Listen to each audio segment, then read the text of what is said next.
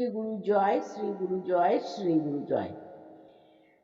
ভগবান দাদু একবার ডুমুরিতলাতে বটগাছওয়ালা বাড়িতে এসেছিলেন। সেখানকার সব বারুজীবী শিষ্য ছিল। তারা সকলে মিলে প্রতি বছরই ভগবান দাদুকে নিয়ে বেশ আনন্দ উৎসব করতেন। অনেক রাত পর্যন্ত কীর্তন হতো।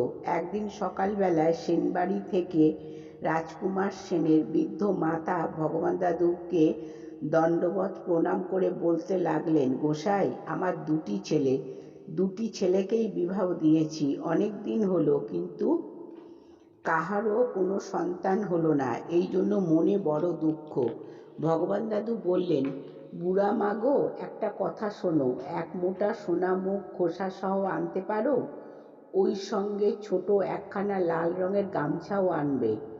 পরের দিন ওই বুড়া মা এক মুঠো সোনা মুখ খোসাসহ আনলেন ও একখানা ছোট লাল গামছাও এনে ভগবান দাদুর হাতে দিলেন। তখন ভগবান দাদু মন্ত্রপুত করে ওই সোনামুখ নতুন গামছাতে বেঁধে দিয়ে বললেন, মা, এই নাও, ইহা ভালো করে গরম জলে সিদ্ধ করে যেন গলে না যায়, এইভাবে ওই গামছা সহ তোমাদের ঘরে পাটাতনের সঙ্গে 7 দিন বেঁধে রাখবা। দেখো না কি হয়। যদি ওই সোনামুখ থেকে অঙ্কুর বার হয়, তাহলে আমি সেটা করে দেখব, যাহাতে তোমার একটা নাতি হয়।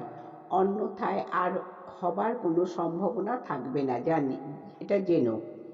প্রায় 8-9 দিন গত হলে একদিন ওই বুড়িমা শ্রী শ্রী ঠাকুরকে প্রণাম করতে আসলে ভগবান দাদু তাহাকে বললেন, ও মা, তোমাকে যে সোনামুগের পুঁটলি দিয়েছিলাম, তাহা কি দেখিয়াছ, নাকি কিছুই তোমার মনে নাই? বুড়ামা অবাক হইয়া বলিলেন, বাবা, আমার তো কিছু মনে নেই, এখন কি করি? আচ্ছা, বাড়ি গিয়ে দেখি।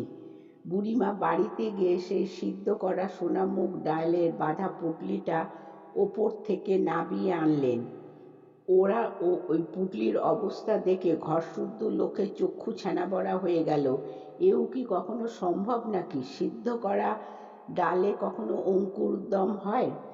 বুড়িমা অবাক হয়ে ডালের পুঁটলিটা নিয়ে ভগবান দাদুর কাছে গেলেন। সকলেই দেখিল যে সিদ্ধ করা ডালে বেশ লম্বা লম্বা গজ বার হয়েছে। সকলেই আশ্চর্য হয়ে গেল। তারা ভগবান দাদুকে বললেন, বুড়ামা, তোমার একটা নাতি হবে, জেনে রাখো।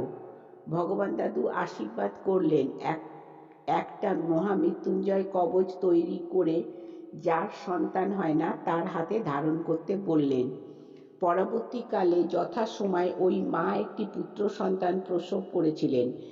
বালকের মুখে ভাতও বেশ জাঁকজমক সহকারে হয়েছিল। যারা ভগবান দাদুকে অবিশ্বাস করেছিলেন, সেই সব লোকদিগকেও বেশ সাদর আহ্বান করে ভোজন করানো হয়েছিল। তখন ওই সকল লোকের মুখ চূন হয়ে গিয়েছিল। সকলেই ভগবান দাদুকে অবনত মস্তকে প্রণাম করে ক্ষমা চাইলেন। তখন ভগবান দাদু বললেন, আমি কিছু মনে করিনি। এই ঘটনা থেকে এই প্রমাণিত হয়, ভগবান দাদু স্বয়ং ভগবান ছিলেন।